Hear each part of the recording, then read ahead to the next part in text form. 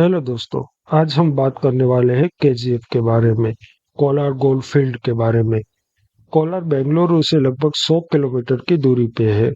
कोलार का सबसे पहले जिक्र सेकंड सेंचुरी में हमें मिलता है। द वेस्टर्न गंगा डायनेस्टी ने कोलार को अपनी कैपिटल बनाई थी और तब उसका नाम कोलाहलापुर था। कोलार फील्ड से सिर्फ ब्रिटिश गवर्नमेंट ने ही नहीं, बट वेस्टर्न गंगास, चोलास, विजयनगर्स, मुगलों, मराठाओं, मैसूर के निजामों ने भी गोल्ड माइन किया था। और लास्ट में फिर इंडियन गवर्नमेंट की बारी आई थी।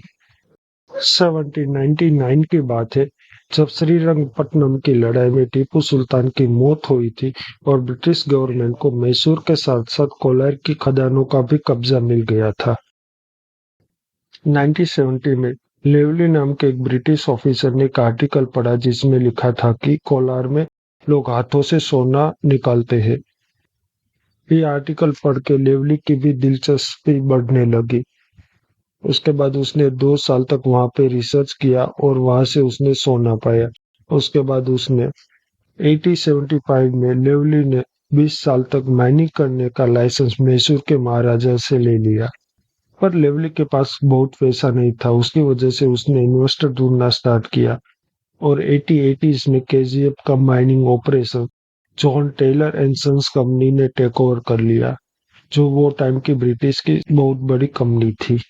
उस टाइम आधुनिक इक्विपमेंट नहीं थे तो लोग टॉर्च और दिया लेके खुदाई करते थे, पर कंपनी ने नई टेक्नोलॉजी लगाई और 92 में हाइड्रो इलेक्ट्रिक पावर प्रोजेक्ट लगाया गया और कोलार को पूरा इलेक्ट्रीफाई किया गया। ये सब चेंजेस के कारण 92 में 95% से भी ज्यादा माइनिंग सिर्फ केजीएफ से होने लगी। तो उत्पादन के मामले में इंडिया 6th रैंक पे पहुंच गया। एशिया में जापान के बाद भारत का कोलार बना सेकंड सिटी जहां पे पूरा इलेक्ट्रीफाई था। देखते ही देखते कोलार सिटी मिनी इंग्लैंड बन गया। वहां ब्रिटिश ऑफिसरों को रहने के लिए बड़े घर थे, हॉस्पिटल थे, पीने के लिए पानी था, तालाब था। हालांकि वहां के लोगों की परिस्थिति में कोई सुधार नहीं था। वहां ना तो पीने के लिए पानी था, ना तो रहने के लिए अच्छे घर थे।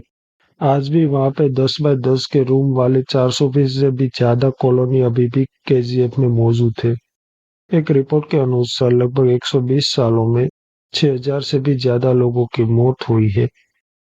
1930 तक वहां काम करने वाले मजदूरों की संख्या 30,000 से भी ज्यादा हो गई थी, पर उनकी हालत में कोई सुधार नहीं था। इंडिया में सिलोकोसिस नाम का रोग सबसे पहले कोलार के माइन के वर्करों में पाया गया था।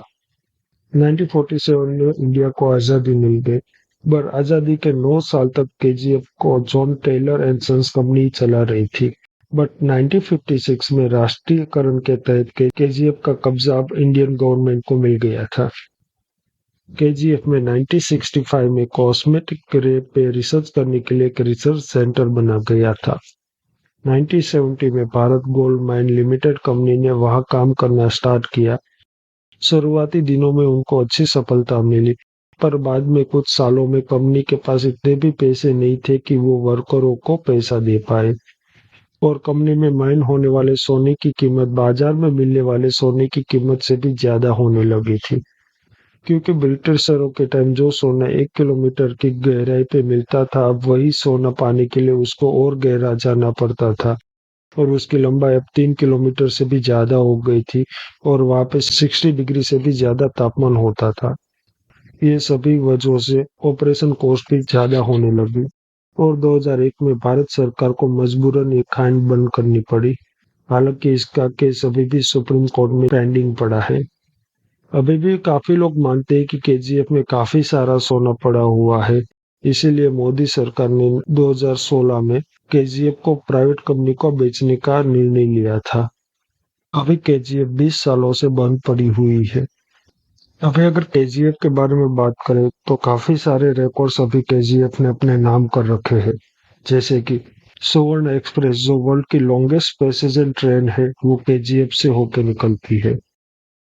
सेकंड, केजीएफ एशिया का सेकंड टाउन था जो पूरा इलेक्ट्रीफाइड था टोक्यो के बाद। केजीएफ विश्व की गहरी खदानों में से एक है।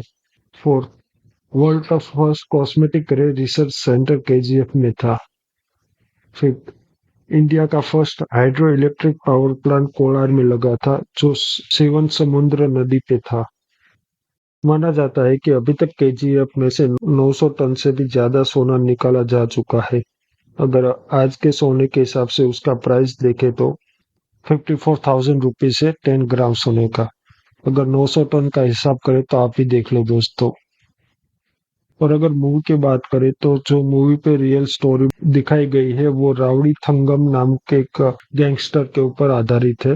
अगर दोस्तों आप उसके बारे में और जानना चाहते हो तो प्लीज मुझे कमेंट कीजिए।